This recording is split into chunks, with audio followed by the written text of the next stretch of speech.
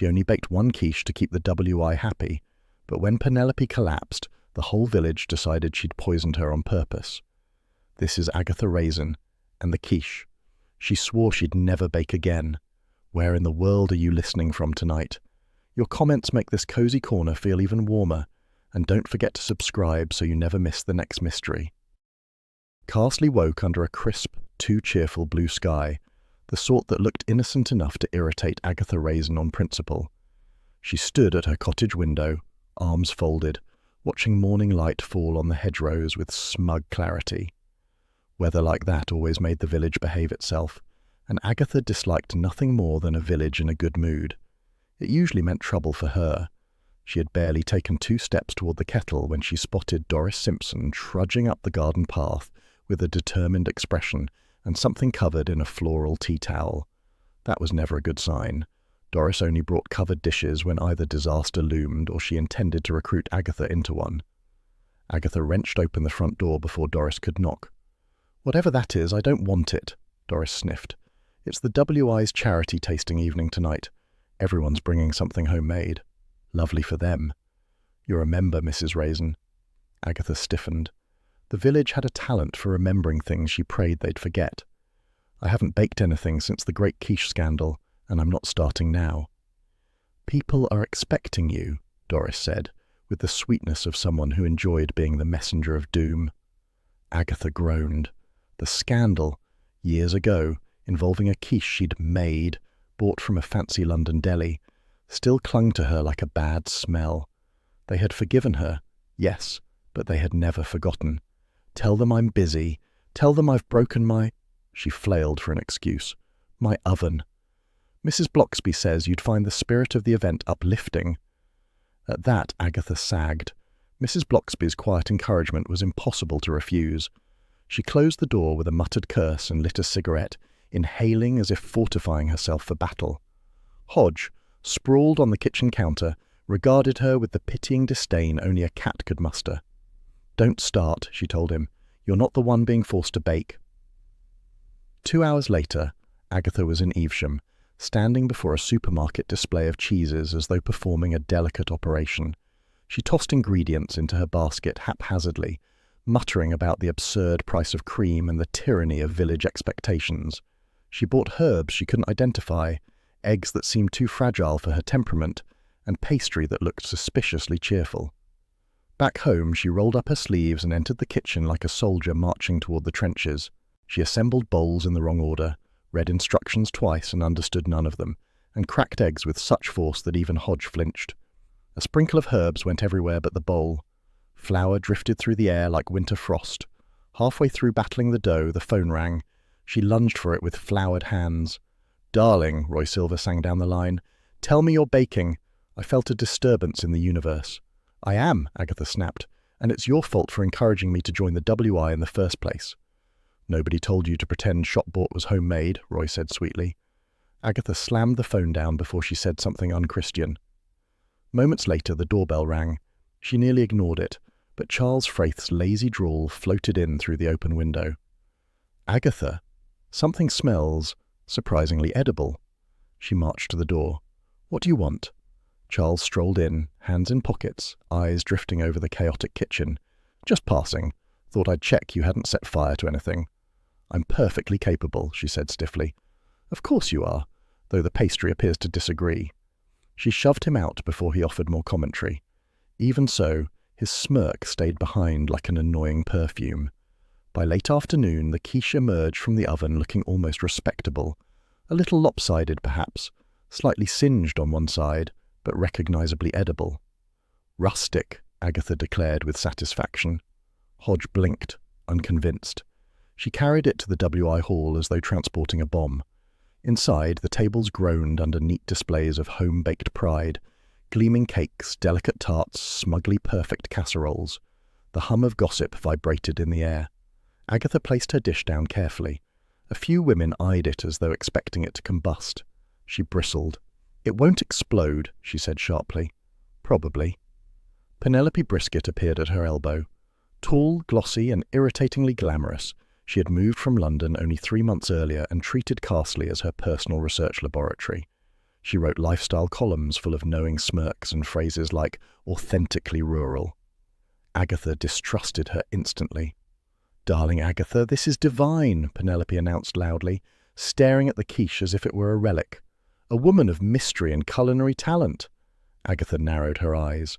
Compliments from Penelope felt like veiled insults. "It's just a quiche." "Nonsense. The village has been buzzing about your return to baking."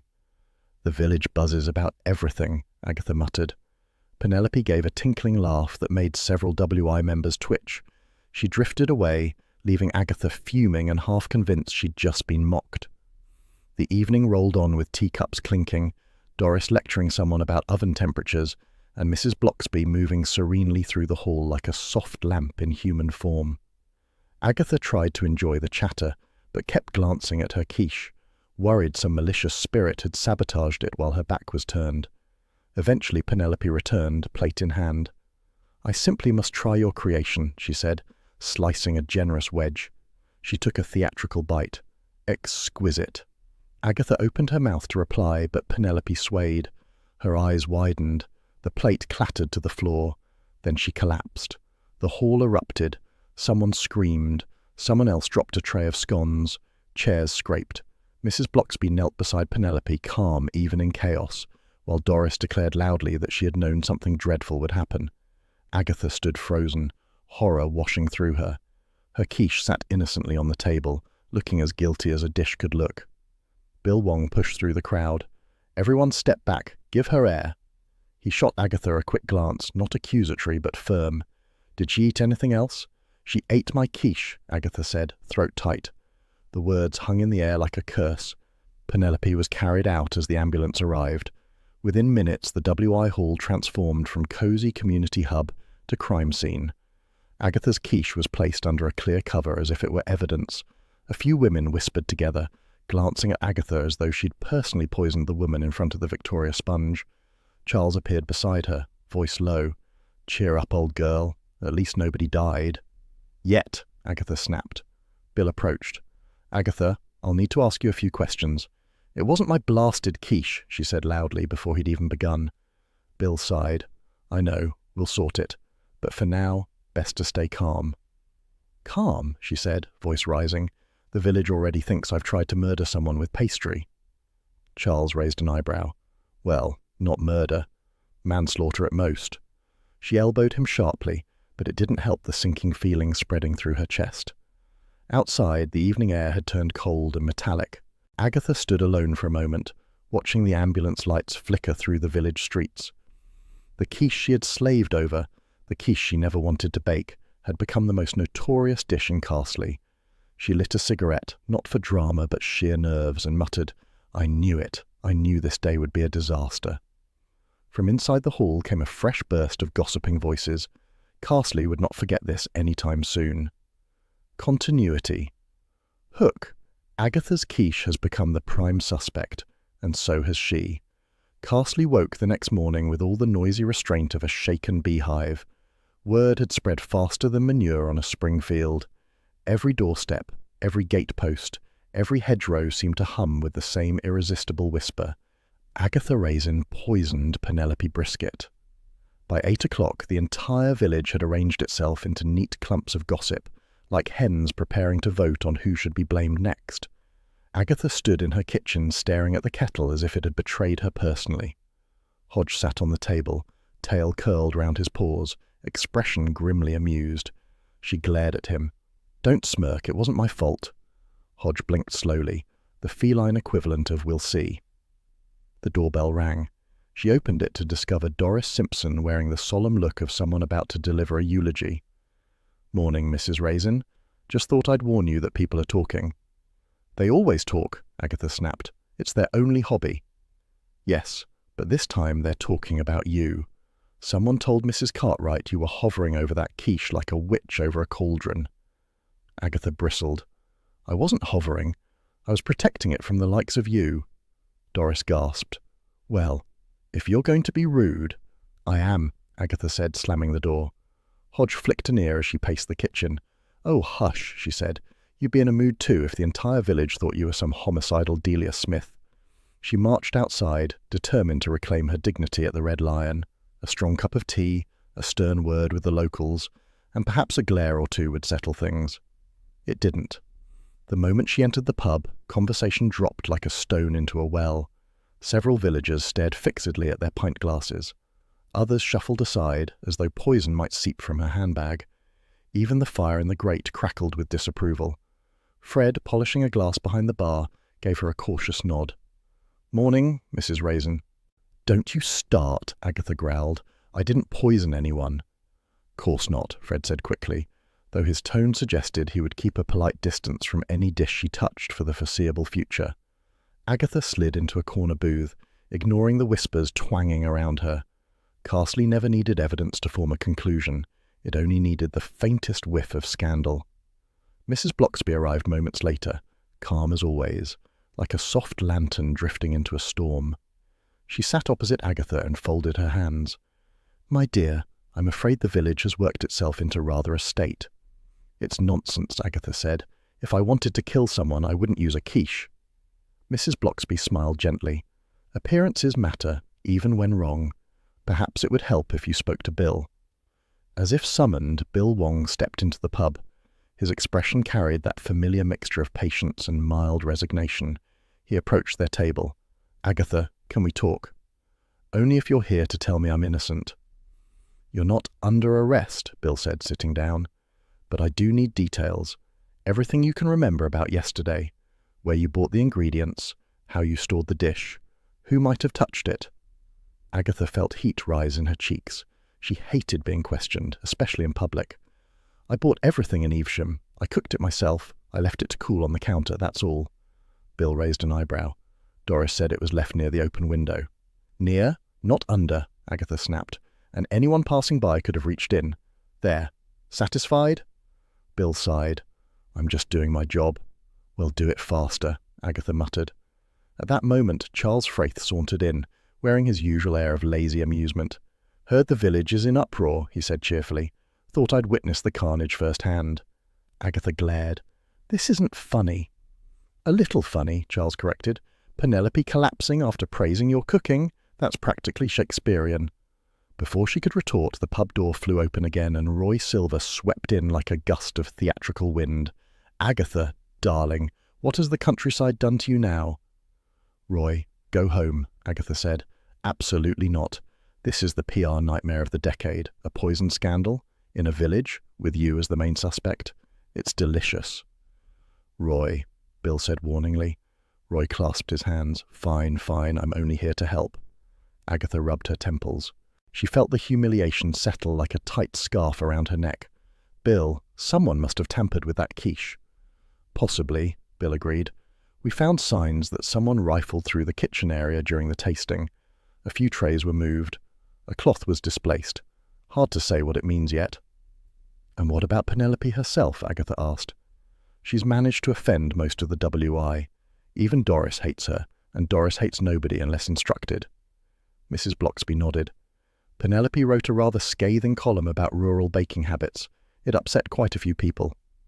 "Exactly," Agatha said. "If you're looking for a suspect, start with the people whose cakes she insulted." Bill tapped his notebook. "There's more. Penelope received an anonymous letter yesterday morning, told her to stop digging." Agatha stared. "Digging into what?" "Not sure, but she kept it in her bag." A clue, a real clue. For a moment, the indignation in Agatha's chest shifted into something sharper. She felt the familiar spark, the tug of curiosity, the thrill of a puzzle taking shape. Bill leaned back. "I'm handling it, Agatha. Please don't interfere." "Interfere?" she repeated. "Me?" Charles coughed pointedly. Roy snorted. Mrs. Blocksby hid a smile. Agatha scowled. "Fine. I'll stay out of it." She lasted 20 minutes. Back home, she paced in front of the window while Hodge watched with cool disdain. "I can't let them think I did it," she said, "and I certainly can't wait while Bill investigates at the pace of a sleepy tortoise." Hodge flicked his tail. "Exactly," she said. "Action is needed." She grabbed her coat and marched out, determined to find anything that proved she wasn't the quiche-wielding villain of Carsley. Her first stop was Doris Simpson's cottage. Doris opened the door with a faintly triumphant expression, as if she had been expecting Agatha to break under pressure. "Mrs. Raisin, come to confess." "Come to ask what you saw," Agatha said sharply. "You were near the kitchen yesterday." Doris hesitated. "Well, I did see someone moving about near the back table. Thought it was nothing." "Who?" "Gloria Phipps. She said she was looking for a clean plate, but she seemed very flustered." "A red herring, perhaps? Or a clue?" Agatha stored it away. "Thank you," she said, though it tasted like vinegar. She walked home feeling marginally lighter. Gossip could tear reputations apart, but it could also provide answers if one listened carefully enough. Back in her cottage, she set water boiling for tea. The quiet warmth soothed her nerves. Hodge jumped onto her lap and curled into a satisfied crescent. Agatha stroked him absently, grateful for the companionship, even if he judged her constantly. "Let them talk," she murmured. "I'll prove them wrong." Hodge purred, or possibly laughed. Continuity. Hook, a WI rival, is about to confess something that shifts suspicion away from Agatha, if only slightly. Carsley greeted the following morning with the sort of bright, chilly cheerfulness that made Agatha Raisin instantly suspicious. Any day that began with sunlight in this village usually ended with fresh indignities for her personally. She stood at her kitchen window, arms folded, as Hodge washed a paw with righteous self-importance. For a moment she envied him. Cats never had reputations to defend. The phone rang, slicing through her thoughts. She snatched it up. "What now?" "Agatha, it's Bill." His tone was brisk but not grim, a promising start. "I've got news about Penelope." "She's dead?" Agatha asked hopefully, then winced. "I mean, injured." "Alive," Bill said. "And it wasn't your quiche." Agatha froze. "Say that again." Toxicology came back. She wasn't poisoned by food. It was a plant extract, a concentrated one, found in her personal flask. She must have drunk from it shortly before she collapsed. Hodge looked up as if to say, "I knew it wasn't your cooking." Agatha straightened with relief so sharp it felt like victory. "So, I'm vindicated." "You're less of a suspect," Bill corrected, "but the village doesn't know yet, and Penelope's not out of danger." Agatha hung up before he could ruin her mood. Vindicated or not, she knew Carsley well enough to expect the gossip mill to drag its heels. If she wanted her reputation restored, she would have to make it happen. She grabbed her coat. "Come on, Hodge, we're going to find out why that woman keeled over." Hodge blinked once, then curled back into a loaf, entirely uninterested in justice. Penelope Brisket's cottage in Mercester looked like it had been ripped from the glossy pages of a pretentious lifestyle magazine. The windows gleamed unreasonably. The flower pots were arranged with insulting precision. Even the front path seemed to have been swept by someone with a personal vendetta against dust. Agatha rapped on the door. No reply. She tried the handle. It opened easily. "Honestly," she muttered. "One day in hospital and she's left her front door practically hosting tours." The interior was worse. A museum of curated charm. Cushions precisely aligned. Vases positioned just so. Books chosen more for aesthetics than content. Agatha's lip curled. She preferred homes that looked lived in, not staged. A stack of notebooks lay conspicuously on the desk. She flipped one open. Pages of small, neat handwriting filled it. Rural hypocrisy. The secret sins behind WI smiles. Dishonesty baked into village life. She snorted. Well, she certainly wasn't short on opinions. Another notebook revealed a list of interview subjects. Nearly every notable villager, including Mrs. Bloxby, Charles, the vicar, and half the WI. Agatha rolled her eyes. Penelope had arrived in Carsley with soft scarves and soft smiles, but clearly her purpose had been sharp. She pocketed a loose scrap of paper, more out of irritation than methodical planning. If Penelope woke up again, Agatha intended to confront her about this nonsense. The last page in the stack made her pause.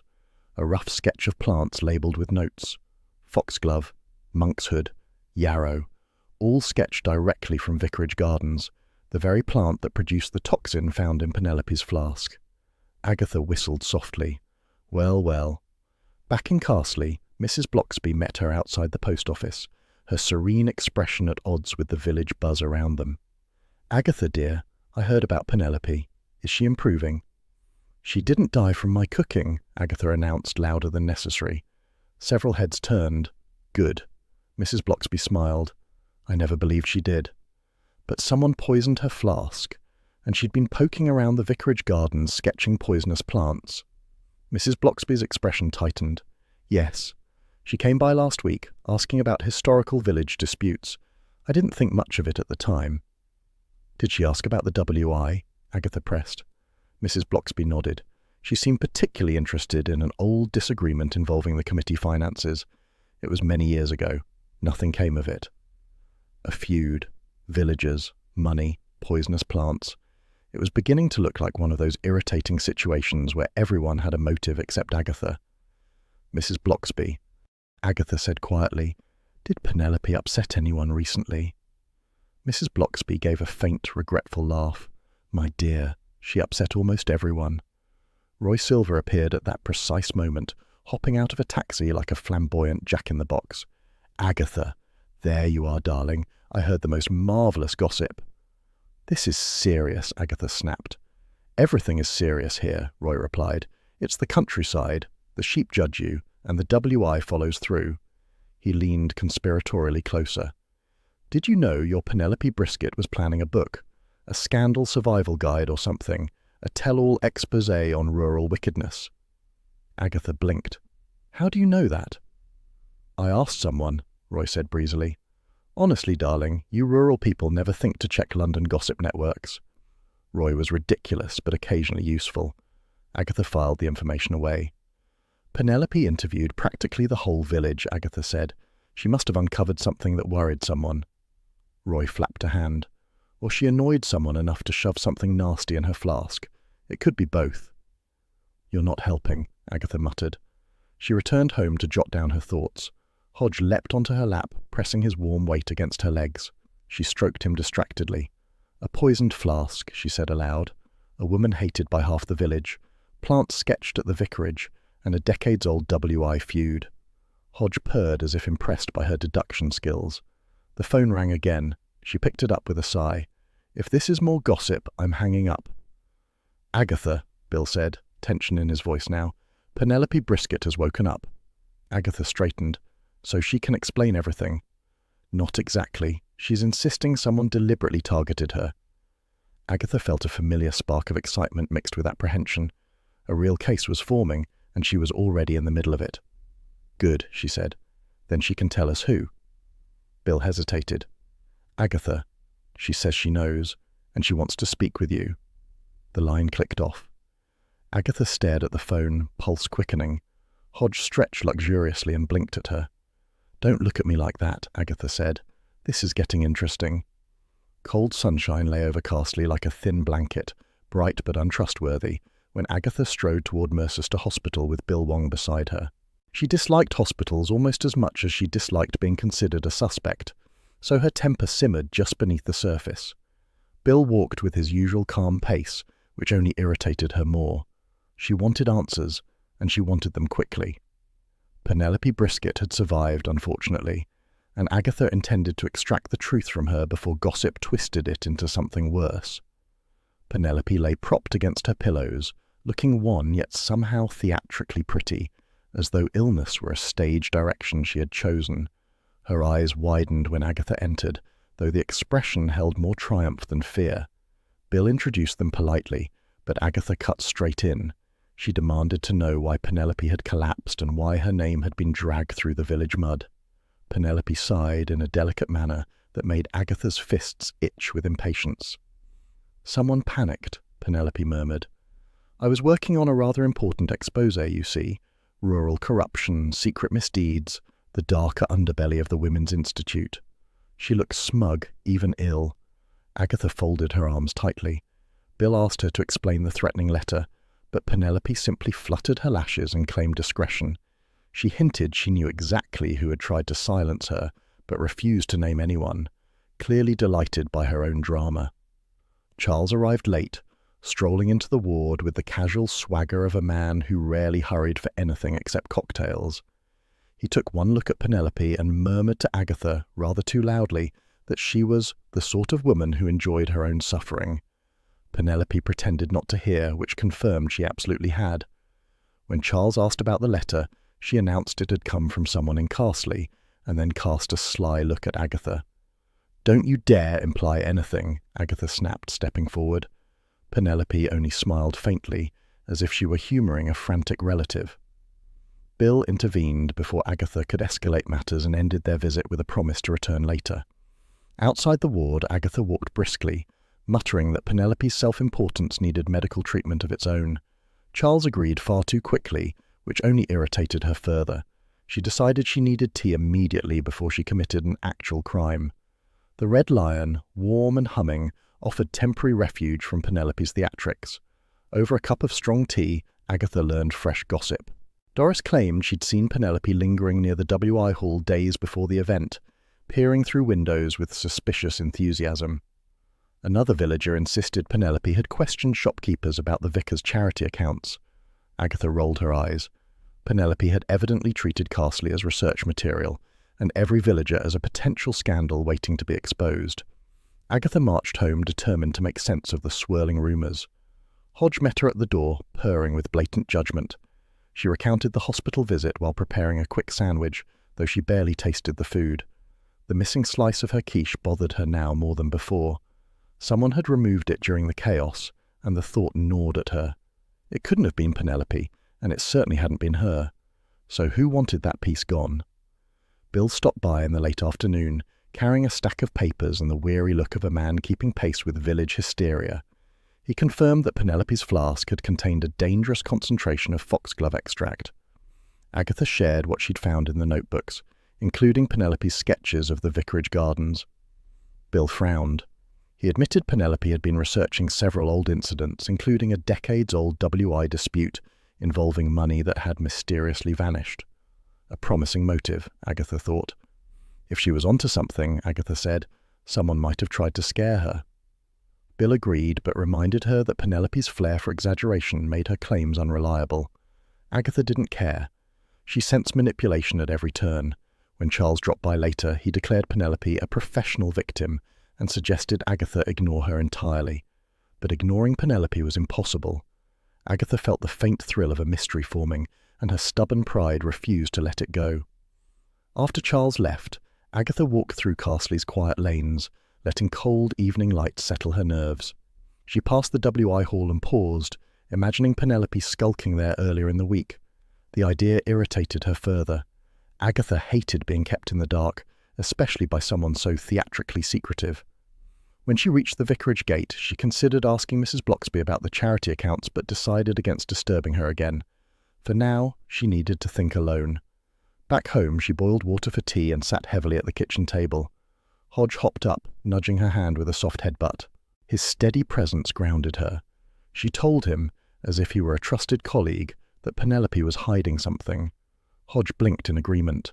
The kitchen felt warm after the cold lanes outside, and the familiar scent of tea steadied her rising agitation. She sifted through every rumour she'd gathered, arranging them like puzzle pieces. One detail nagged her relentlessly: the missing slice of quiche. It wasn't simply eaten. It had vanished, removed with intent. Why? To plant something later? To test for poison? To mislead the village entirely? Agatha tapped her fingers on the table, annoyed by her own lack of answers. She considered calling Bill, but he would only tell her to leave matters to the professionals. The thought made her scoff loudly enough to startle Hodge. Her thoughts were interrupted by a knock at the door. Doris stood outside, bundled in a thick cardigan and wearing the pinched look of someone with explosive gossip. Agatha resisted the urge to slam the door. Doris whispered that Penelope had been asking questions about the vicar's charity ledgers the day before she collapsed.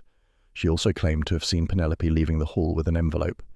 Doris clearly expected gratitude for the information. Agatha offered a curt nod. After Doris left, Agatha sat again, thinking harder.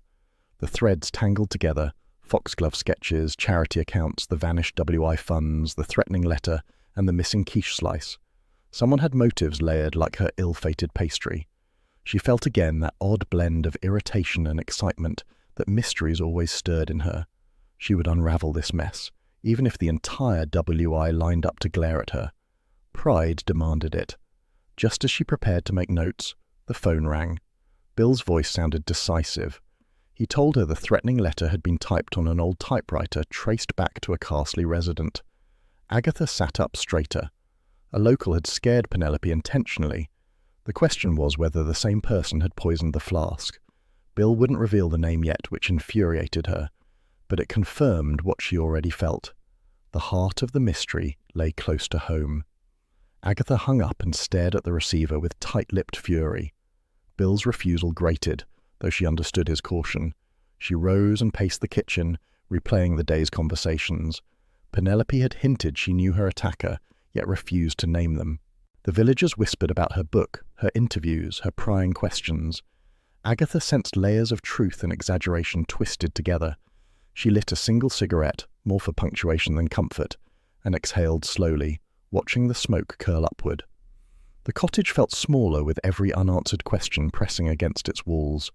Hodge leapt to the table again, settling with regal authority. Agatha told him the village would soon learn the truth, though she doubted he cared. She considered visiting Mrs. Bloxby again, but decided sympathy might weaken her resolve. She needed clarity, not comfort. Somewhere in the village sat a person who had typed that letter and possibly mixed the poison. They would not escape her scrutiny. She made another cup of tea, letting the kettle's gentle rumble soothe her. As she poured, she pictured Penelope's sly smile in the hospital, the way she played at weakness while hoarding secrets. Agatha felt a flare of determination. She would visit the WI hall again tomorrow and retrace Penelope's steps. Someone had tried to frighten that woman into silence and perhaps gone further.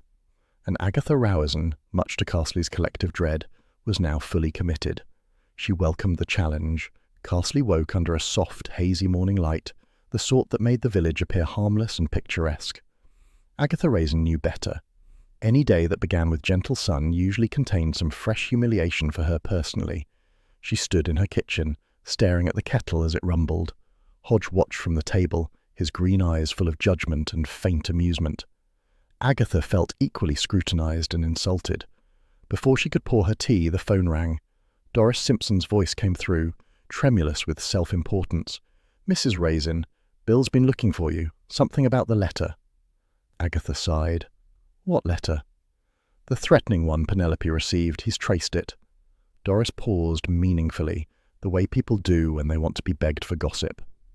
Agatha refused to oblige, muttered a curt thanks, and hung up. She grabbed her coat and marched out, leaving Hodge blinking at the sudden quiet. Bill Wong was waiting at the WI hall, looking tired but satisfied. He showed her a photocopy of the letterhead. Typed on an old model. Turns out Doris owned one years ago. Agatha stared at him. "Doris? Doris couldn't threaten a houseplant. She says she lent it to someone." "Who?" "Gloria Phipps."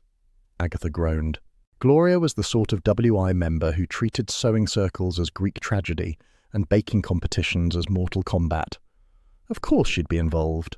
Charles Fraith pulled up in his vintage convertible just as Bill finished explaining. He stepped out with his usual lazy elegance. "Whatever's going on, it sounds deliciously absurd. I'm coming along." Agatha didn't argue. Perhaps Charles's charm would soften Gloria, though it seemed unlikely. As they walked, she muttered darkly about villagers who behaved like amateur playwrights. Charles only smiled and told her she shouldn't enjoy drama so much if she wanted less of it. Gloria Phipps's cottage sat on the edge of Carsley, surrounded by tangled hedges and uneven flower beds. She answered the door in a swirl of mismatched fabrics, her expression fraught with guilt and theatrical despair. Before Agatha even spoke, Gloria pressed a hand to her chest dramatically. "I only borrowed it for poetry," she said. "It wasn't meant to frighten anyone." Agatha narrowed her eyes. "You borrowed Doris's typewriter to write a threatening letter." Gloria flushed. "I wasn't threatening her. It was a stern encouragement. Penelope was being beastly. She mocked my lemon drizzle in her column last month." Charles made a sympathetic noise. "Yes, that would drive anyone to violence." Agatha shot him a warning look. She asked Gloria to show them her writing corner. Gloria led them to a cluttered table covered with bits of fabric, paintbrushes, and several scrawled drafts of poems that rhymed alarmingly. Underneath a stack of sewing patterns lay clippings of Penelope's articles, each one circled angrily in red pen. Gloria's cheeks pinked further. "She was cruel," Gloria insisted. Her words cut sharper than scissors. I only wanted her to stop picking on the WI. I never touched her flask. Agatha doubted Gloria had the nerve to poison anyone, but kept her suspicions silent. Charles wandered toward a shelf stacked with jars containing herbs, dyes, and what looked disturbingly like petals steeping in water. The collection gave the cottage a faintly medicinal scent. Then Agatha noticed the cup on Gloria's table. A mug sat half-filled with a murky brew, its liquid tinged with a purplish gold. She sniffed. A bitter, sharp scent curled upward. She knew that smell from Penelope's notebooks. Foxglove. "What's this?" Agatha asked. "Dye bath," Gloria said proudly. "Foxglove petals. They give a lovely shade when mixed with wool. But you must be careful. It's poisonous if you drink it." Agatha raised her eyebrows. "You keep poisonous tea on your table." Gloria shrugged. "It's artistic." Charles choked on a laugh. Agatha ignored him. She scanned the room again, noting the jars, the steeping petals, the clippings, the typewriter, and Gloria's increasingly nervous posture. It all looked terrible, but not murderous. Gloria lacked the subtlety. If she had wanted Penelope dead, she would have announced her intentions through interpretive dance. "Did Penelope ever come here?" Agatha asked. "Once," Gloria confessed. "She wanted to interview me for her book. Said she was digging into a very old scandal. Something about WI money, and someone in Carsley not being who they pretended to be." Agatha's pulse quickened. Another scandal. Carsley hid sins like biscuits in tins. "Who did she mean?" Agatha demanded. "I don't know," Gloria said miserably. "She left before I could ask. She was always rushing around, prying into everyone's affairs." Bill would find this interesting, Agatha thought. But before she could leave, Gloria added, "She wasn't nice to you either. She said your quiche looked heroically homemade." Agatha stiffened. "I don't need to hear this." They left Gloria's cottage, and Agatha breathed deep, clearing the foxglove scent from her lungs. Charles fell into step beside her. Quite a collection she keeps. Poisonous plants, angry clippings, tragic scarf choices. "She didn't do it," Agatha muttered. "She can't keep a secret longer than a teabag steeps." Charles chuckled. "Perhaps, but she's involved somehow." Agatha agreed. Even if Gloria wasn't the culprit, she had added a rather troubling ingredient to the recipe. Back home, Agatha sat heavily at her kitchen table. She brewed tea while thinking through the tangled mess. Hodge hopped into her lap, warm and reassuring. She stroked him absently. The village felt full of sharp edges lately. Secrets, grudges, unravelled tempers. Penelope had gone digging and unearthed too much. Someone had panicked. Her thoughts were interrupted by a firm knock at the door. Mrs. Bloxby stood outside, looking unusually troubled, hands clasped tightly. Her calm face held a shadow Agatha rarely saw. "Agatha," she said softly, "could you come to the vicarage? There is something I must tell you." Agatha's breath caught. Mrs. Bloxby rarely looked anxious. She glanced back at Hodge, who blinked slowly, the picture of disinterest. "Right," Agatha murmured. "This will be trouble." Mrs. Bloxby nodded gravely. "I'm afraid so, dear." A pale, silky drizzle drifted over Carsley the next morning, the polite kind that dampened clothes without ever admitting it was rain. Agatha strode toward the vicarage with a growing sense of unease. Mrs. Bloxby had sounded troubled on the phone, and that alone was enough to unsettle her. The vicar's wife rarely allowed any crack in her calm exterior. If she called something urgent, then something was very wrong indeed. The vicarage garden glistened faintly, touched by the drizzle, smelling of earth and lavender. Agatha followed the stone path, brushing droplets from her coat, and knocked sharply. Mrs. Bloxby opened the door almost at once. Her expression was gentle but undeniably strained. "Thank you for coming, Agatha," she said softly. "Please come in." Agatha stepped into the warm hallway, noting the faint smell of baking and the familiar calm that usually settled her nerves. Not today. Mrs. Bloxby led her into the sitting room and closed the door behind them. "You're worrying me," Agatha said, sitting. "Out with it." Mrs. Bloxby folded her hands. "Penelope came here again, the morning of the tasting." Agatha blinked. "Again? What for? To accuse the WI of food crimes?" "Not exactly. She was asking questions about the Women's Institute accounts from the 1980s, particularly a discrepancy involving the treasurer at the time." Mrs. Bloxby paused. "A man who left Carsley rather abruptly." Agatha leaned forward. "Vanished, you mean?" Mrs. Bloxby hesitated before nodding. Penelope found his name in an old ledger. She seemed very pleased with herself, I'm afraid. Why? What did she think she'd uncovered? She suspected wrongdoing, financial impropriety, and she hinted she might reveal it in her book. Mrs. Blocksby sighed. The vicar has kept the old records locked away for years.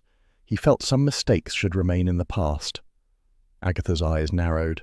Mistakes? Misjudgments, Mrs. Blocksby murmured, expression sad. Some matters were forgiven, but not forgotten. Agatha's curiosity sharpened. So Penelope came sniffing around and found something she shouldn't have, and then she ends up poisoned. Mrs. Blocksby looked pained. I fear she knew far too much for her own safety. Agatha paced the room, arms folded.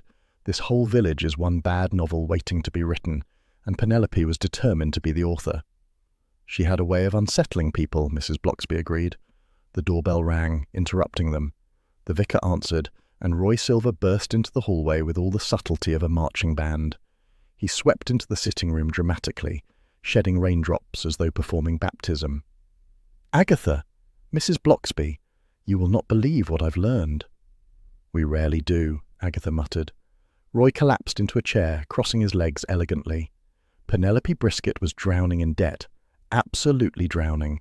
Her London flat was repossessed. Creditors snapping at her heels. Darling, she was one bounce check away from exile. Agatha frowned. So the book wasn't a passion project. It was a lifeline. Exactly, Roy said. If she exposed a juicy scandal, she'd get a major advance. She needed drama, and she needed it fast. Agatha chewed this over, a desperate woman digging through village secrets, tempting targets everywhere. Anything else? Roy flung an arm over the chair. Yes, she had been asking about the WI's finances, and about someone she believed was the wolf hiding in Tweed, whatever that means. Oh, for heaven's sake, Agatha muttered. She probably meant anyone who refused to buy her book. Mrs. Blocksby smiled faintly but said nothing. A knock sounded again, brisk, official. Bill Wong stepped inside, damp from the drizzle, his expression serious. Agatha, he said, nodding to the others, there's been a development. Penelope Brisket has been discharged from hospital. Good, Agatha said. Then she can tell us who poisoned her. Bill's face remained grim. She left without telling staff, vanished. No one knows where she's gone. Agatha stared. Vanished? Why on earth would she run? Possibly fear, Bill said quietly. Possibly guilt. Possibly both.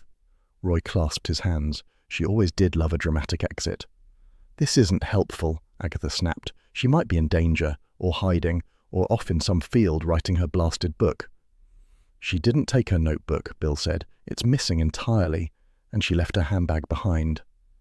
Agatha's mind flashed back to Penelope's sketches, the coded notes, the poisonous plant list. If someone wanted her silenced, this disappearance could be the next step. Mrs. Blocksby touched Agatha's arm gently. There is more. Agatha braced herself. Penelope said something before she left last time. She claimed the scandal she'd uncovered involved a saintly face with a rotten core. I don't know whom she meant. Agatha ran a hand through her hair. Wonderful. Another anonymous villain. This village collects them. Charles had just arrived at the vicarage gate and stepped in, brushing raindrops off his coat. What now? Penelope's missing, Agatha said. Again. Charles shook his head.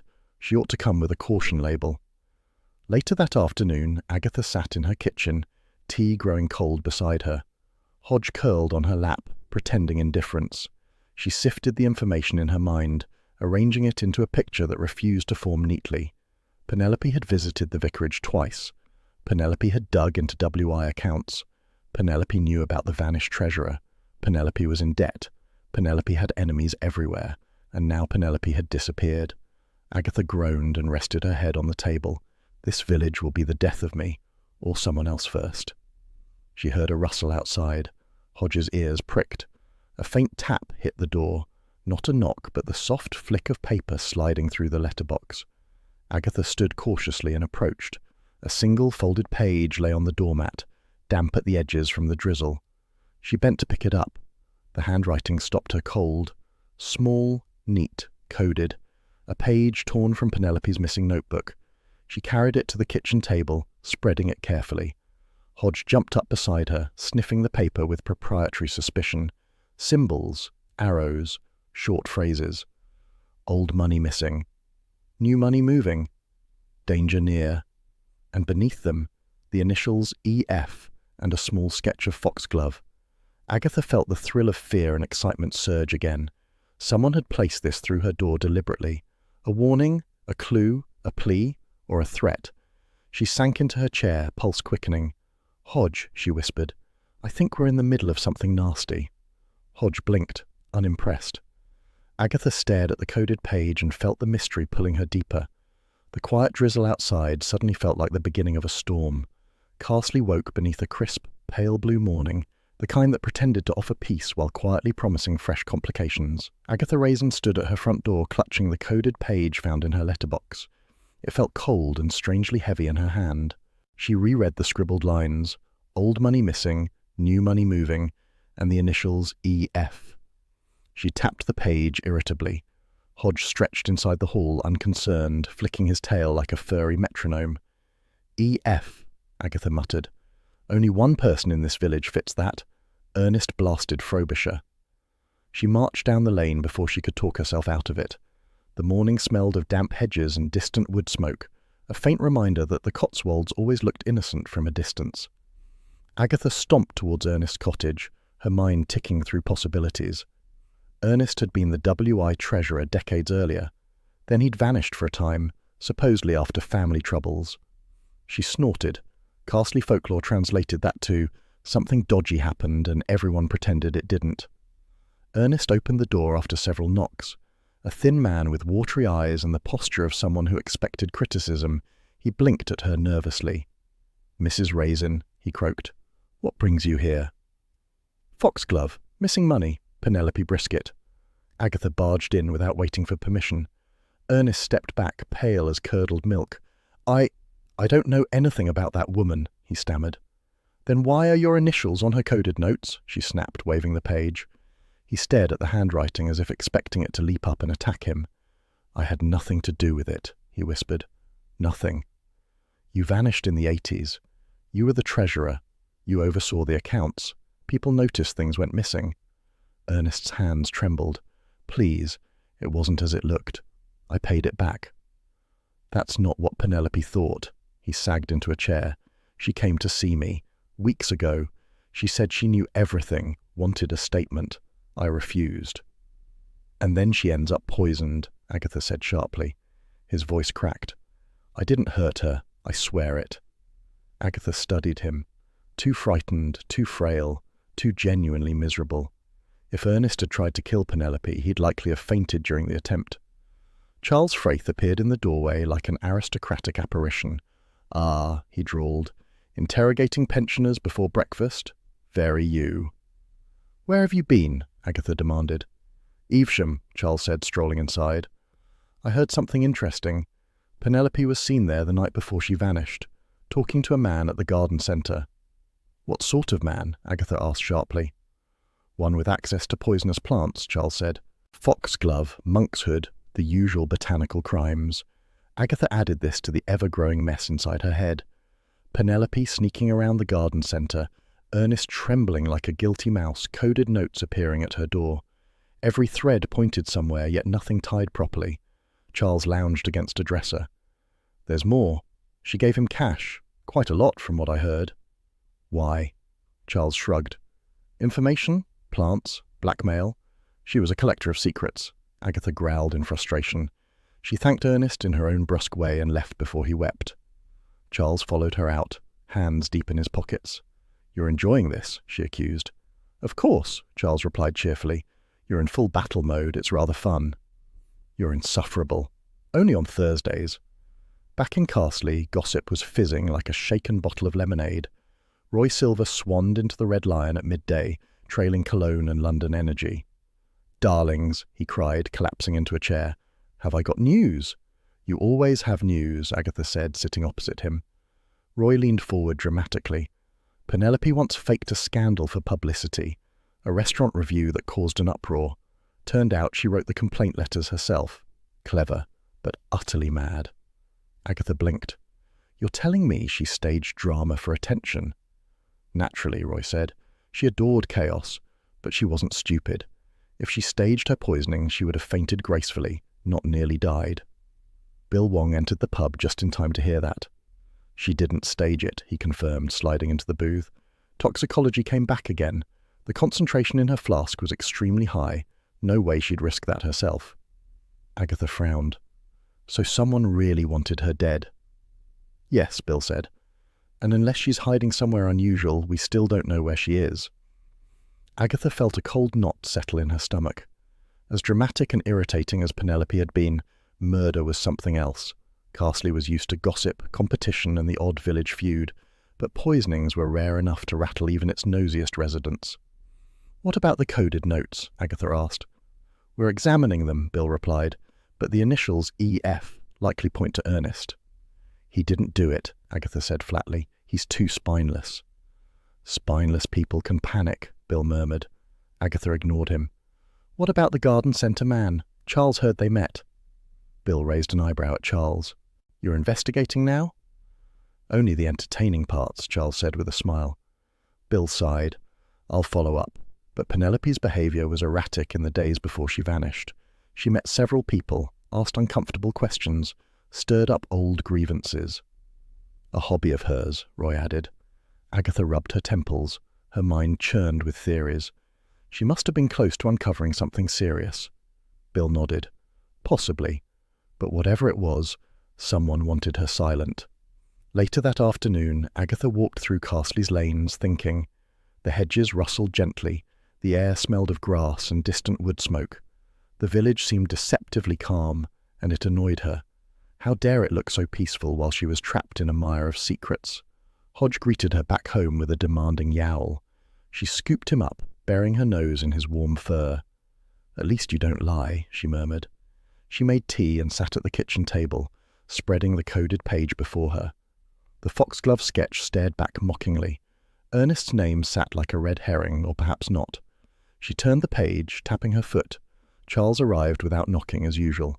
He glanced at the paper. Still obsessing? Investigating, she corrected. It's different.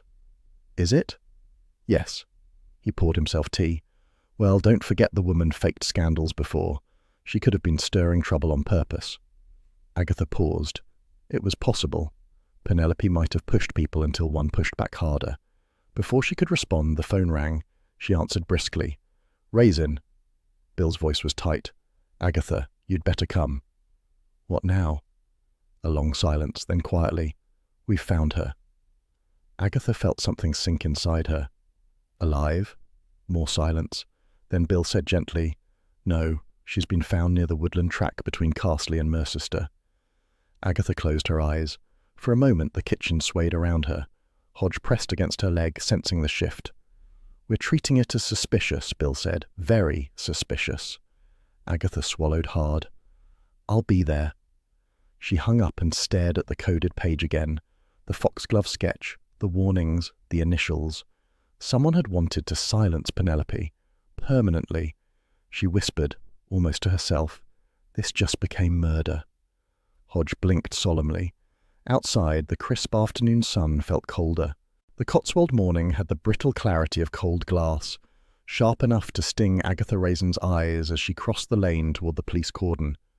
The woodland track between Carsley and Mercester wound through brambles and hardy shrubs, usually peaceful enough for dog walkers and gossiping pensioners. Today it held a different mood entirely. Blue and white tape fluttered like nervous flags. Officers moved quietly, respectful of the stillness. Bill Wong waited for her near the path's edge, hands deep in his pockets, his expression heavy.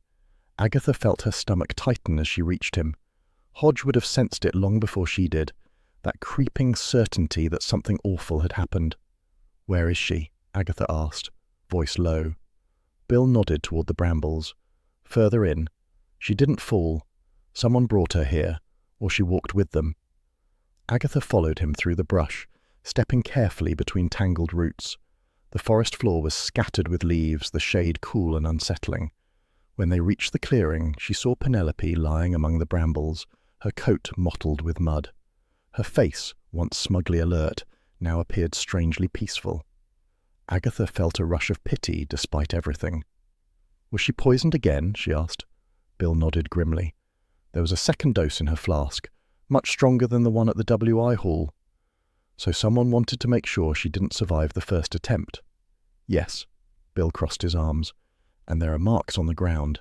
She didn't wander here alone in confusion. This looks deliberate. Agatha scanned the area. A broken bramble stem, footprints, a faint track through the leaves. She shivered, though the air wasn't cold enough to justify it. She must have trusted them, whoever it was. She wouldn't walk with just anyone. Bill sighed. She trusted information and secrets more than people. Agatha almost smiled at that. Almost. Later that afternoon, Agatha and Charles visited the garden centre in Evesham. The air was warmer there, tinged with damp compost and the faint perfume of late-season flowers. Rows of plants stood in neat arrangements, looking innocent and colourful, except for one particular gap. Agatha noticed it instantly. "That's empty," she said, pointing to a small section where foxglove should have been. The young employee Charles had spotted earlier stepped up, folding his arms defensively. "We sold that one." "To whom?" Agatha asked sharply. He swallowed. "A lady, a writer, blonde, big coat, keen on medicinal plants." "Penelope," Agatha muttered. "She paid cash," the man added, glancing nervously at Bill, who had arrived moments earlier. "She said she needed it for research, that's all." "And you didn't think selling a poisonous plant to a stranger was odd?" He flushed. "People make herbal teas all the time. I thought she knew what she was doing." Agatha exchanged a glance with Charles. She didn't, or someone else did. Bill made notes while Agatha prowled the aisles, eyes narrowing. She found no more foxglove, no obvious clues, but she sensed the truth lingering in the air. Penelope had collected dangerous things and waved them about like trophies. Someone had decided to remove her from the game. Back in Carsley, Agatha sat at her kitchen table later that evening, Hodge perched beside her like an unimpressed critic. Her mind replayed details from the crime scene. She reached for the envelope Bill had given her containing the photos. As she studied them, Hodge swiped a paw across one photograph, leaving a faint smudge. Agatha hissed at him before freezing suddenly. "Wait, ink," she whispered. She brought the photograph closer. On Penelope's jacket sleeve was the faintest hint of purple gold ink. Not mud, not leaf stain. Ink. Hodge stared at her as if waiting for praise. "Good boy," she muttered. "You're cleverer than half this village." Purple gold ink. The same shade as the homemade dye Gloria Phipps brewed with foxglove petals. Agatha grabbed her coat. Gloria Phipps answered the door with the expression of someone already tired of explaining herself. Her cottage still smelled of herbs, dyes, and bad verse. "Agatha," she said weakly, "please don't shout at me. I've had a frightful day." "You make your own colours," Agatha said, pushing inside, "including a purple-gold shade." "Yes," Gloria admitted nervously. "It's for wool. Why?" Agatha thrust the photograph at her. This was on Penelope's coat. That colour, that exact shade. Gloria's face crumpled. She sank into a chair. "Oh, dear." Agatha crossed her arms. "Start talking." Gloria wrung her hands. "She came here again, the day before she vanished. She said she'd found something about the WI's old accounts. She was furious. She accused me of helping Ernest Frobisher hide missing funds decades ago." "Did you?" "Of course not," Gloria squeaked. "I wasn't even a member then. I barely knew how to boil an egg. But Penelope said she'd name names. She scared me." "Did you push her? Fight with her? Spill dye on her?" "No. I tripped over my own wool and grabbed her coat to steady myself. That must be when the dye rubbed off." Tears filled her eyes. "I swear I didn't harm her. She left in a rage." Agatha believed her. Gloria's panic was too theatrical to be murderous. Still, it opened another door. "So Penelope was blackmailing Ernest," Agatha murmured. Gloria nodded miserably. "She told him she had proof, that she wanted payment for her silence, money he didn't have." Charles stepped forward from the corner where he'd been examining Gloria's jars. If Ernest couldn't pay, someone else might have stepped in. Agatha frowned. Or someone stopped Penelope before she could publish anything. Gloria sniffed loudly. If she'd just written nice books about village life like normal people, none of this would have happened. Agatha offered a stiff pat on her shoulder before leaving. Agatha found Ernest Frobisher sitting alone in his tiny living room, staring at an empty cup. He looked older than he had that morning, defeated and hollow. I know she blackmailed you, Agatha said bluntly. Ernest closed his eyes. Yes, she demanded money. Said she had evidence of the old misallocation. I told her I didn't have it. She threatened to ruin me. So you killed her? Agatha asked quietly. Ernest shook his head fiercely. No, I've lived with my mistake for years. But murder? Never. I thought she wanted more than the truth. She wanted a scandal. Agatha studied him. He had guilt in him, but not violence. She wouldn't have stopped, Ernest whispered. She'd have pushed until something broke. Agatha left him there, looking smaller than the room around him. Night settled over Carsley in a navy blue hush. Agatha returned home, weary and restless.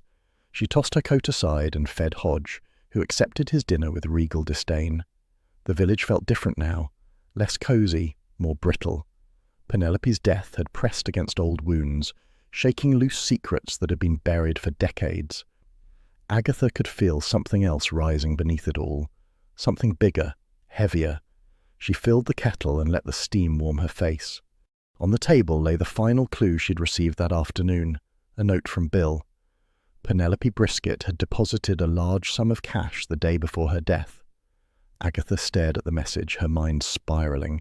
Cash, blackmail, threats, a second poisoning. Someone had paid Penelope. Someone had tried to silence her. Someone had succeeded. She felt a chill run down her spine. Hodge, she whispered, stroking his head. The game has changed again. Hodge purred faintly, as if unimpressed by the human world's complications. Agatha looked out at the quiet Cotswold night. Somewhere in that stillness, a murderer walked free, and she intended to find them. A pewter-grey morning hung over Carsley as Agatha Raisin walked briskly toward the vicarage, the coded notebook page clenched in her gloved hand. The cold air snapped at her cheeks, sharpening her thoughts. Murder always made everything feel clearer, crisper, as if danger scrubbed away village softness. Hodge watched her leave from the window, tail flicking with silent judgment, certain she was heading into trouble again. Mrs. Bloxby opened the vicarage door before Agatha could knock, as though she had been standing behind it anxiously. Her usual serenity was dimmed by something heavier, worry, guilt, perhaps both. "Agatha," she said quietly, "come in. There is something you must hear." Agatha followed her into the sitting-room, where the vicar stood by the cold fireplace, hands clasped, his lined face drawn tight. A pot of tea steamed nervously on the table. Agatha sat but kept her spine stiff, ready for whatever revelation had been simmering beneath the village surface for years. Mrs. Bloxby exchanged a glance with her husband, then said softly, "The missing WI funds, the ones Penelope discovered, they were covered up." Agatha narrowed her eyes. "By whom?" The vicar sucked in a breath. "My predecessor and I." Agatha blinked. "You?" He lifted a hand. "I was young then, new to the parish. Ernest came to him distraught. He'd borrowed from the WI account to pay off personal debts. He meant to replace it, but rumours began. My predecessor feared the scandal would rip the WI apart, or worse, become a story in the Mercester Gazette. He believed in preserving peace." Agatha let out a dry, humourless laugh. "So village peace required hiding a crime." The vicar lowered his gaze. "It was wrong, but the money was returned, and Ernest was broken by it. We believed the matter could rest." "Until Penelope Brisket came sniffing around," Agatha said sharply. Mrs. Bloxby nodded. "She found an old ledger in the WI storeroom. She saw the discrepancy. She knew Ernest had panicked and run. She wanted the whole story." "And you told her?" "She coaxed it out of us," Mrs. Bloxby admitted sadly. "She made it seem like she was writing something uplifting about community resilience. She lied." Agatha felt fury rise. So she knew she had leverage. She had Ernest cornered.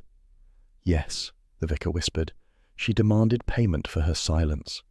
Agatha sank back. Blackmail, threats, shame, all the right ingredients for panic. "So who paid her?" Agatha asked. Silence fell. Mrs. Bloxby looked at her husband. He shook his head slowly. "We do not know." Agatha leaned forward. "Someone paid Penelope. A large deposit appeared in her account right before she died. If Ernest didn't have money, someone else stepped in." Mrs. Bloxby twisted her hands. "Agatha, please.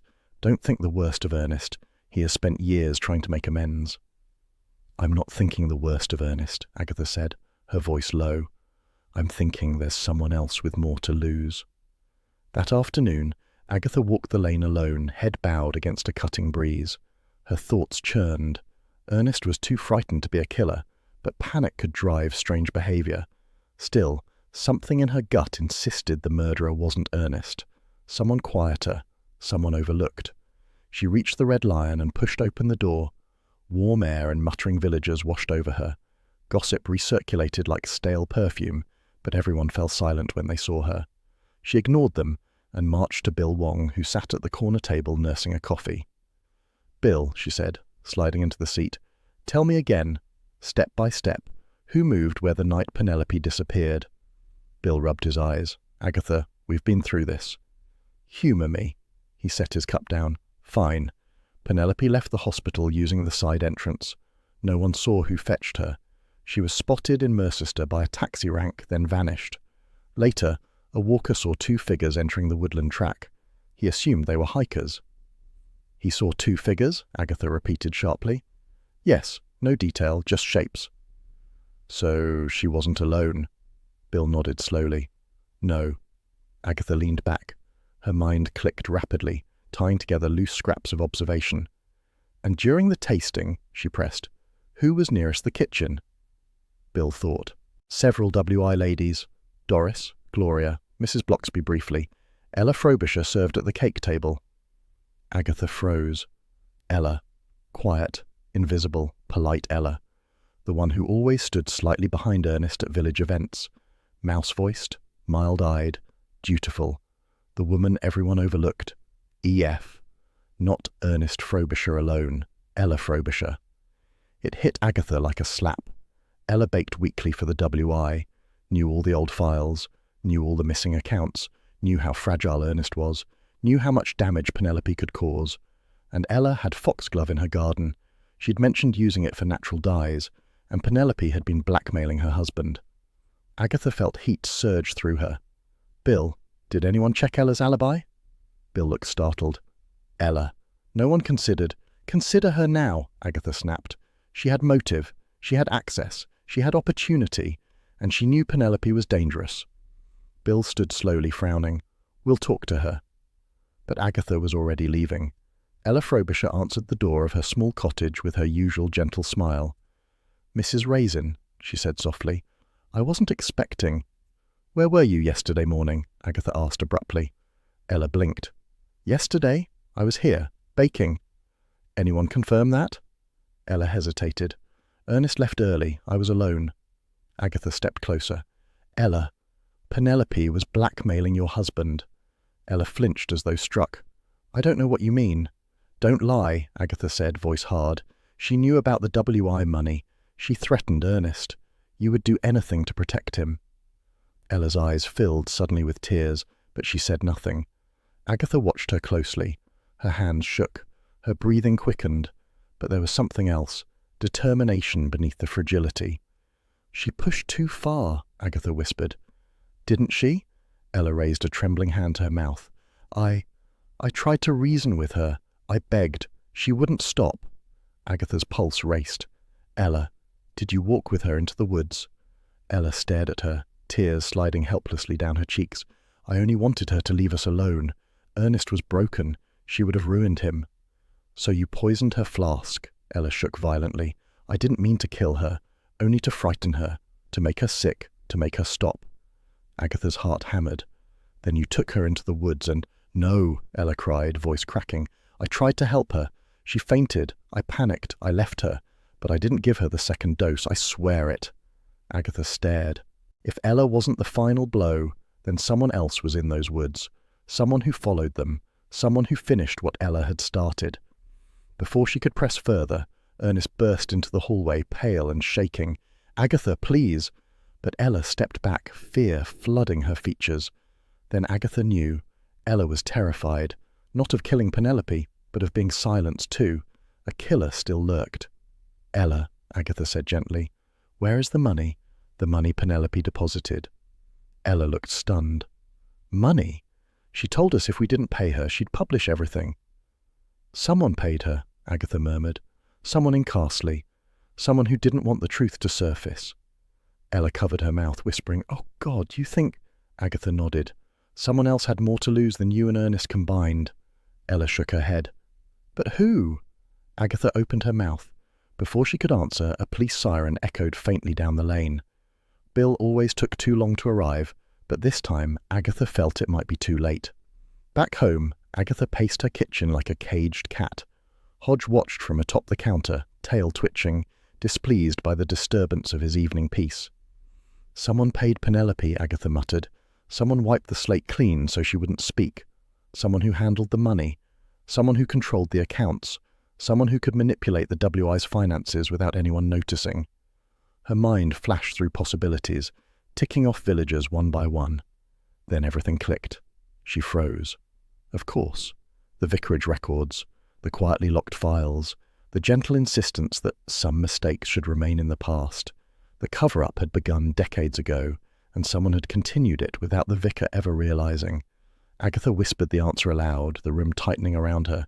Ella's not the only Frobisher who needs protecting. Hodge blinked once, unimpressed.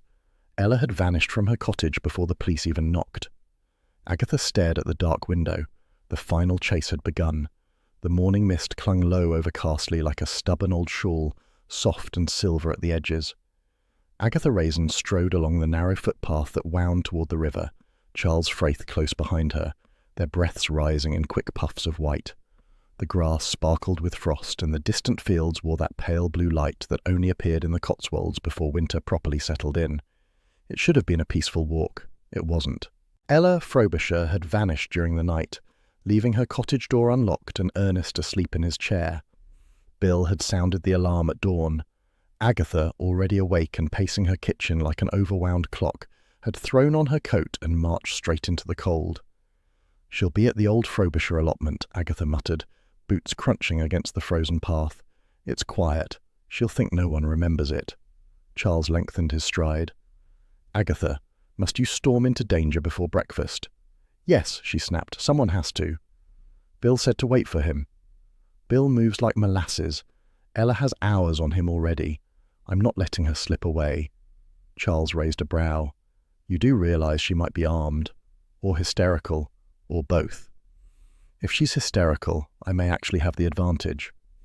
They rounded the bend, and the old allotment appeared, a narrow stretch of neglected soil beside the river, half hidden behind a row of willow trees whose branches trailed like threads of old lace. The faint sunlight caught on the frost, making the whole place shimmer with deceptive beauty. A figure stood beneath the largest willow, a small figure, wrapped in a heavy coat, posture slumped. Ella Frobisher. Agatha felt her chest tighten. Fear or anger? Possibly both. She slowed her steps, raising a hand to halt Charles. "Let me go first." Ella didn't move as Agatha approached. The air smelled faintly of river mud and distant smoke. Frost crunched beneath Agatha's feet. "Ella," Agatha said quietly. Ella turned.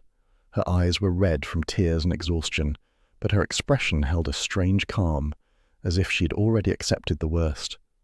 "Mrs. Raisin," she whispered, "I knew you'd find me." Agatha stopped a few paces away. "Why run?" Ella looked down at her gloved hands. "Because Ernest doesn't deserve to watch the police drag me away. He's been punished enough for one lifetime." Charles hung back near the willow line, alert but silent. Agatha studied Ella's trembling form. "You poisoned her twice," she said gently. "Didn't you?" Ella's shoulders sagged. "I only meant to scare her. At the WI hall the mixture was weak, just enough to make her ill. I thought she'd stop tormenting Ernest if she saw how dangerous her games were. But she didn't stop." "No." Ella lifted her chin, eyes shining. "She came back. The next morning, she pushed into our house. She told Ernest he had one day to produce the rest of the money. She said she'd written everything down in her notebook. She said even if she died, someone would publish it." Agatha flinched. Penelope's arrogance had always been theatrical, but this was cruelty in a neat coat. "Ernest begged her to stop," Ella continued, voice cracking. "He cried. He actually cried. And Penelope laughed, said it was like negotiating with a damp sponge. She mocked him. She mocked me." Agatha swallowed hard. "So what happened?" Ella wiped her eyes. She knocked over my jars, my dyes spilled everywhere. She accused me of poisoning her on purpose. She said she'd tell the police, that Ernest would be arrested, that our lives were over. Ella covered her face briefly. She said she'd make sure the WI knew I'd helped him cover it up. They'd hate me. The whole village would hate me. Carsley hates everyone at some point, Agatha muttered. Ella let out a shaky laugh. Yes, but I couldn't bear it. Not after all those years of trying to be good. Predictable, useful. Agatha softened slightly. A lifetime of invisibility had worn Ella thin. So, you panicked, Agatha murmured. You gave her the stronger foxglove. Ella nodded, tears sliding freely. I took a little from my dye stock, mixed it into her flask. She didn't notice. She took it with her. She used it later. I never meant to kill her. I just wanted her to be frightened and leave us alone. Agatha folded her arms, breathing deeply. And the quiche slice? Why involve me? Ella's face crumpled. Penelope mocked my baking, said my pastry tasted like damp wallpaper. I was so hurt. And then she called Ernest pathetic. Her voice grew small. Everyone always overlooks me, Mrs. Raisin. Everyone. I thought, if there had to be gossip, it might as well be about someone stronger than me. Agatha blinked. So you used my quiche to deflect suspicion? Ella nodded miserably. I didn't mean real harm by it. I thought if Bill looked at you first, he'd overlook us. Just for a while. Agatha felt heat rise in her cheeks. Rage? Maybe. But beneath it lay something uglier. Understanding. Ella wasn't malicious. She wasn't calculating. She was a frightened woman crushed beneath shame and humiliation. And the woods? Agatha asked. Ella closed her eyes. I followed her. I wanted to ask if she'd leave us alone if we paid more money. But she collapsed. I tried to help her. Truly. I tried. Her voice broke. Then I heard footsteps. Someone else was coming. I panicked and ran. Agatha stiffened. Someone else? Who? Ella shook her head. I don't know, but I heard them. I swear it. Agatha's pulse quickened. Someone else had been involved after all. Someone who had finished what Ella began. Before she could press further, the sound of a car engine carried faintly over the frost. Bill Wong's voice echoed from the path. Agatha! Charles, are you there? Ella's face drained of colour. She clasped her hands together, almost praying. Please, she whispered. Tell Ernest I'm sorry. Tell him I only ever loved him. Agatha's throat tightened. Ella. She reached out but stopped herself. She didn't know what comfort meant in moments like these. Bill appeared through the willow curtain, breath fogging in the cold. His eyes softened when he saw Ella. Mrs. Frobisher, he said gently, I'm afraid you'll need to come with me. Ella nodded without resistance. She took one step, then another, moving with the fragile dignity of someone walking into her own shadow. Bill kept close beside her, his expression kind but resigned. Agatha watched them go until they disappeared beyond the frost-tipped hedge. Charles exhaled. Well, he murmured, that was awful. Agatha hugged herself tightly. She wasn't evil. No, Charles agreed softly, just desperate. And Penelope pushed her past the brink. Penelope pushed most people past the brink. Agatha let out a dry, humourless laugh. Then she turned toward the river. The willow branches swayed gently in the breeze, whispering through the cold air. The world felt too quiet, too peaceful for what had just unfolded. But what happened in the woods, Agatha said slowly. Ella swears she didn't finish it. And I believe her. Charles nodded, meaning someone else stepped in. Yes, someone who followed them. Someone who wanted to be sure Penelope didn't survive. Charles raised a brow. Ernest? No, Agatha said immediately. He hasn't the nerve, and Ella would have known if he followed her. Then who? Agatha stared at the river, watching frost float along the current. We'll find out. Carsley is too small for killers to hide for long. Carsley welcomed her back with a rush of gossiping energy. Word travelled fast, so fast that Doris Simpson was already waiting outside Agatha's cottage when she arrived, wrapped in her thick coat like an anxious garden gnome. Mrs. Raisin, Doris gasped. Is it true? Did you catch the killer? Did Ella really? Doris, Agatha said sharply, brushing past her. Go home and knit something. Doris's face fell.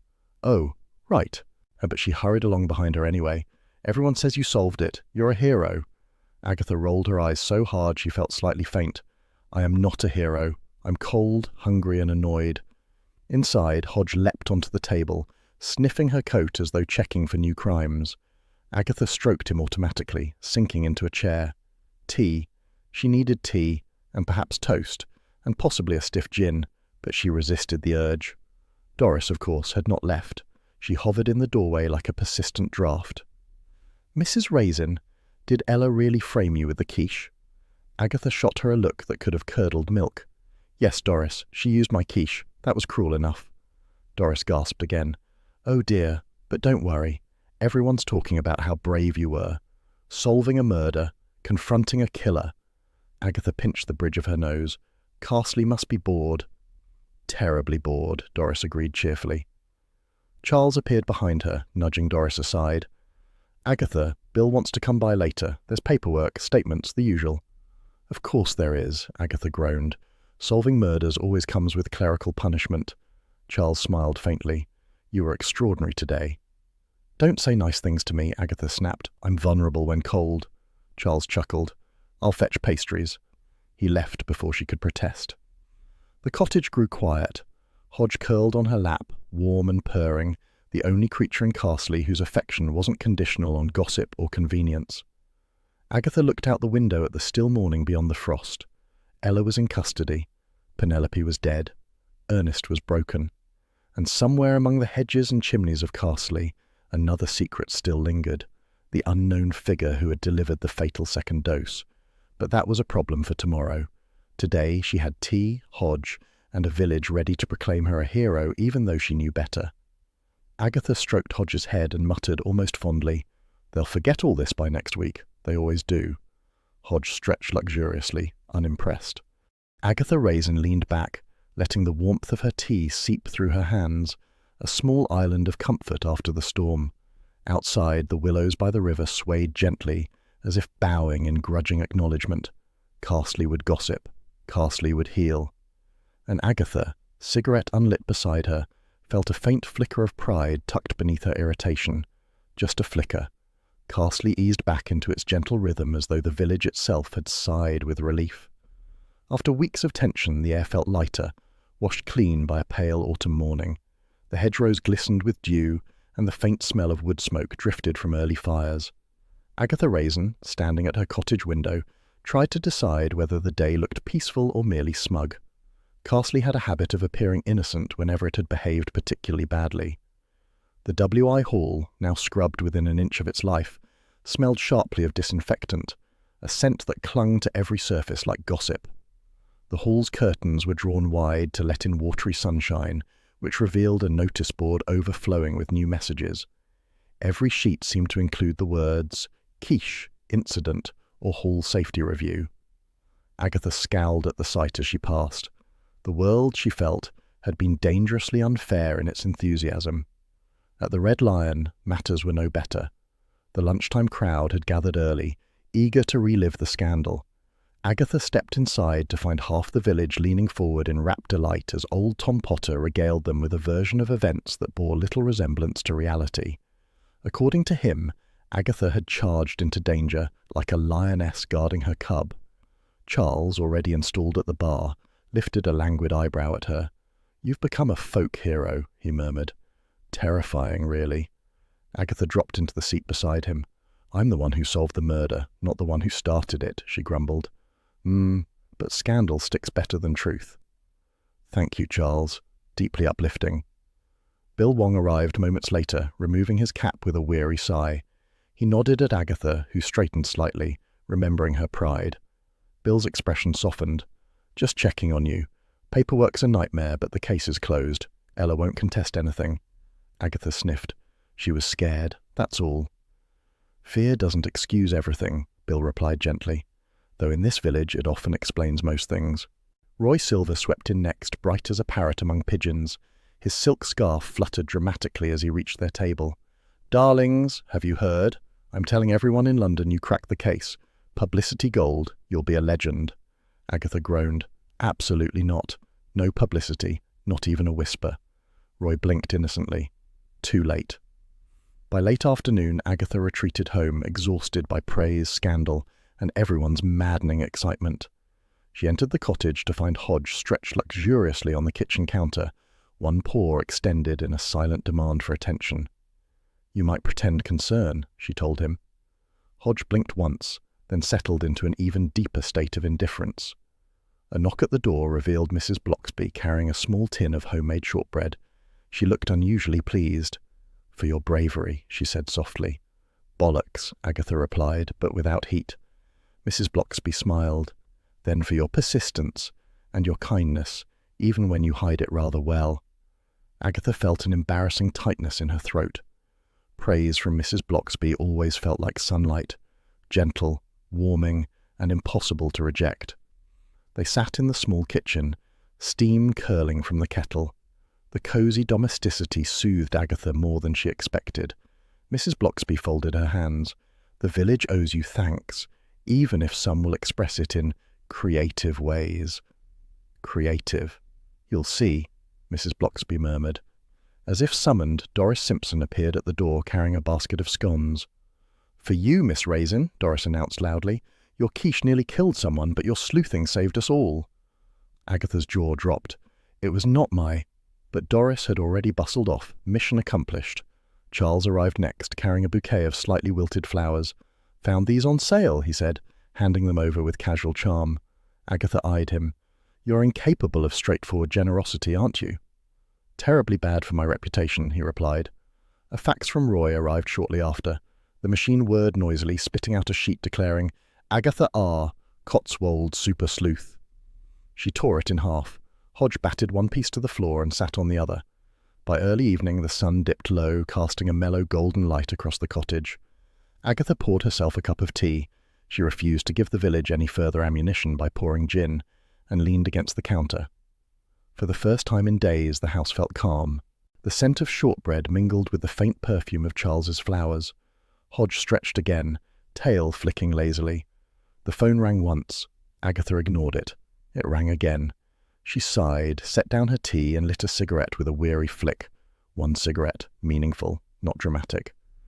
"I'm never baking again," she muttered. The cigarette glowed softly as she lifted the receiver. "Agatha Raisin speaking," she said, tone crisp.